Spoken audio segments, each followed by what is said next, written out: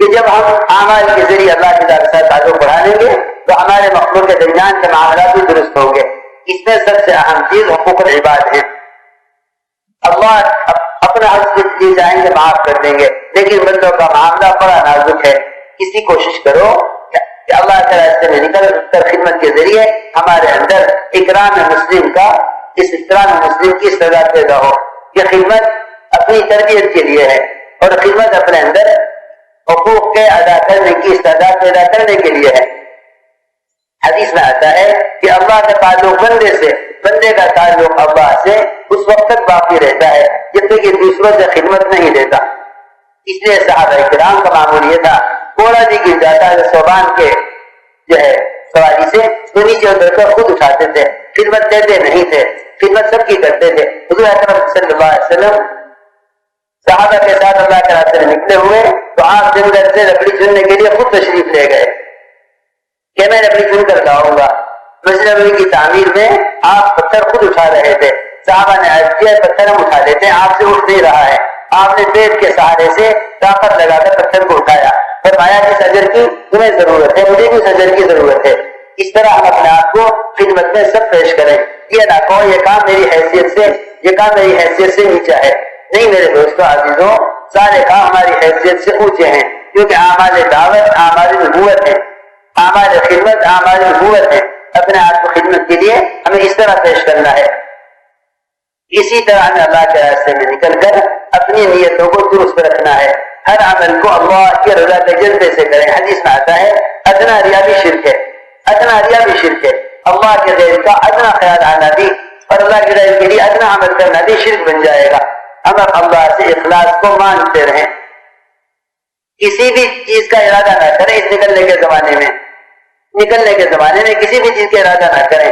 شیطان بہت خاص ہے، وہ کہے گا کہ جماعت میں نکلے ہوئے ہو، واپس جا رہے ہو، گھر والوں کے لیے ہدیہ لے چلو.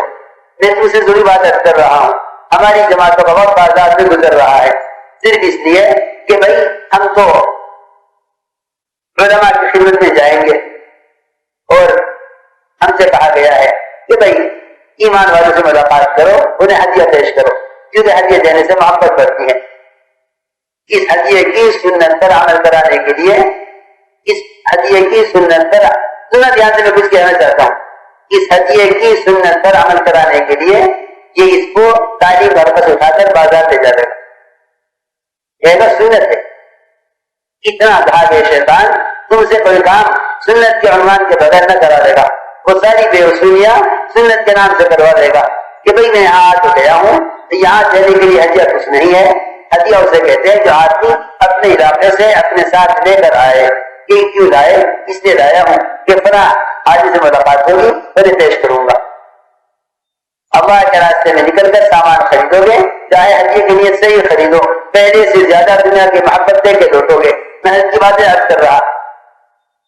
اس لیے میرے دوستوں عزیزوں، یہ ایک عنوان بنا ہوا ہے. واپس جا رہے ہیں، سامان خرید کے لے جا رہے ہیں.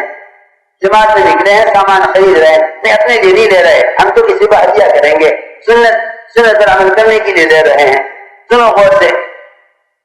عمر رضی اللہ تعالیٰ نے معاذ بن جبل رضی اللہ عنہ کو ایک دفعہ جبل بھیجا.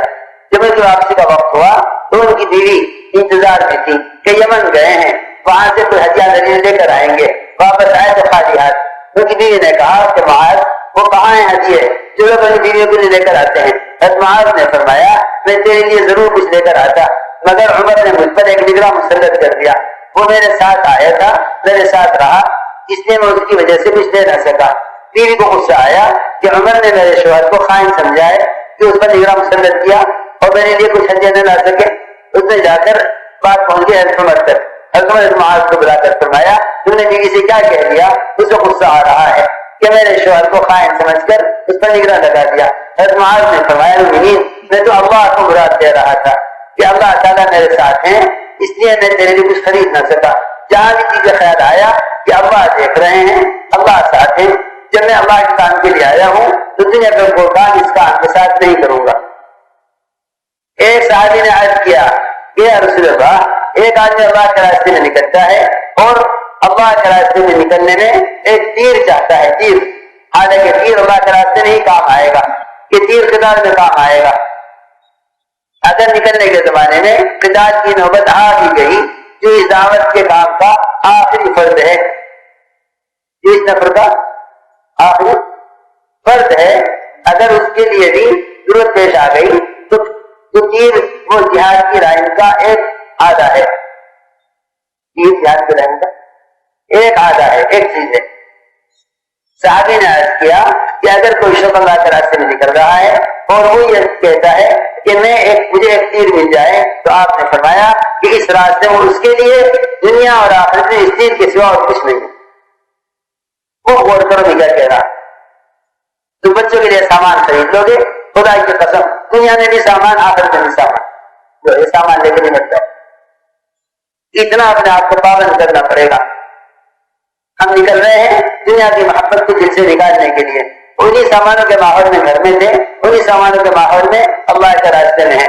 حدیث میں صاف فرما دیا کہ جو شخص اس راستے میں نکلے گا دنیا کی کسی بھی چیز کا ارادہ کر کے وہ چیز اس کو مل کر رہے گی، مگر ہدایت نہیں ملے گی۔ اللہ کے رسول کو صرف اس کو ملیں گے جو ان کے علاوہ کسی اور چیز کا ارادہ نہ کرے۔ اسی طرح ہے نا حدیث میں من کان ہجرتہ الی الدنیا یصیبھا اور امرأۃ ینکحھا فہجرتہ الی ما ہاجر الیہ، جس چیز کا ارادہ کر لیا وہ ملے گی، ہدایت نہ ملے گی۔ ہماری جماعتوں میں اللہ مجھے معاف فرمائے یہ معمول عام ہوتا جا رہا سامان خریدنے کا۔ تاجر کہتے ہیں ہمیں تبلیغ سے یہ فائدہ ہوا، کتنے نقصان کی بات ہے کہ اجتماع میں آ کر دکان میں پیسہ کما کے لے جانے، یہ وہ قسم ہے جس نے خیر کے کام سے شر کمایا، اعلیٰ کے ذریعے ادنا کمایا، اعلیٰ کے ذریعے ادنا کمایا۔ ہم تو جماعت میں آنے والوں کی ضرورت کا سامان رکھ رہے ہیں، یہ بھی کمانے کا عنوان اللہ کو پسند نہیں ہے، کیونکہ تم اپنے جماعت کی استعمال کا انتظام گھر سے کر کے چلتے تاکہ تمہیں ایک مسواک بھی خریدنا نہ پڑتی جماعت میں نکل کر، کیونکہ میں صراحتاً کہہ رہا ہوں اگر تم جماعت کے کام کا سامان بھی خریدو گے تب بھی بے وصولی ہوگی اور دنیا کی محبت دل میں پیدا ہوگی، کیونکہ میں آپ کو حدیث سنا چکا ہوں کہ اگر آلائے قتال بھی چاہے گا خروج کے زمانے میں تو صرف وہ ملے گا، دنیا آخرت میں ہو کچھ نہیں۔ آپ حدیث پڑھی تم اصل میں منتخب حدیث پڑھتے نہیں، ٹھیک ہے تو مشورہ کریں۔ حضرت کسی جان مار کر کام کے لیے ایسے آداب اور سزائے یہ سب زبر سے جمع کیے، منتخب نہیں سب جمع کیے، منتخب صاف لکھا ہوا ہے حدیث۔ اگر تیر کا ارادہ کر لیا اللہ کے راستے میں نکلنے میں تو دنیا آخرت میں اس کے لیے اس تیر کے سوا اور کچھ نہیں۔ حالانکہ تیر کی ضرورت ہے خروج میں، تیر کی ضرورت ہے خروج میں، اور یہ فرمایا اتنا صحابہ کی نیتوں کو خالص کیا اور اتنا انہیں نکلنے کے زمانے میں سامان سے اتنا روکا، تو انشاءاللہ سارے بندے نے عزم کر لیا نا آج سے ایک نہ کسی کی چیز نہ خریدو۔ تمہارے جتنے اجتماعات میں یہ میلے لگ رہے نا، اگر تم نے طے کر لیا کچھ خریدیں گے سب ختم ہو جائیں گے اور یہ سارے دکان والے کام میں لگ جائیں گے، سارے دکان والے کام میں لگ جائیں گے۔ ان کی ساری دکانیں جو کام کرنے والوں کی بے وصولی سے چل رہی ہیں، ساری دکانیں کام کرنے والوں کی بے وصولی سے چل رہی ہیں۔ تم سامان خریدنے جاؤ گے اور دکان لگا لیں گے، تم سامان خریدنے نہیں جاؤ گے تم انہیں کام میں لگاؤ گے وہ کام میں لگ جائیں گے کہ بھائی جب آدمی کچھ خرید ہی نہیں رہا تو کیا کریں کہ سارے دکانیں چھوڑ کر کام میں آ جائیں گے۔ تم بازار میں جاؤ گے وہ کام کو چھوڑ کر بازار جائیں گے۔ اس لیے میرے دوستو عزیزو میں نے تمہیں واقعہ بھی سنا دیا، حدیث بھی سنا دی، اس طرح ہمیں اس نیت سے بھی سامان نہ خریدنا، اس نیت سے بھی سامان نہ خریدنا کہ علماء کو ہدیہ دینا ہے، اس نیت سے بھی سامان نہ خرید، اس نیت سے بھی سامان نہ خرید۔ واقعات بہت ہیں مگر وقت نہیں بیان کرنے کا۔ حضور اکرم صلی اللہ علیہ وسلم نے اپنے صحابہ کے دلوں کو خروج کے زمانے میں چیزوں سے کیسا پھیرا تھا، نکلے اس لیے ہیں تاکہ چیزوں کی محبت دل سے نکلے، جب نکل کے زمانے میں چیزیں لیں گے تو پہلے سے زیادہ محبت بڑھے گی، کیونکہ یہ راستہ بہت مؤثر ہے، یہ راستہ بہت مؤثر ہے۔ اس طرح میں نے عرض کیا کہ صرف اللہ کے لیے کریں اور کوئی غرض نہ ہو، اگر ایک تیر کا ارادہ کر لیا تو تیر ملے گا، ہدایت نہ ملے گی۔ اس طرح ہمیں اپنے آپ کو پابند رکھنا ہے.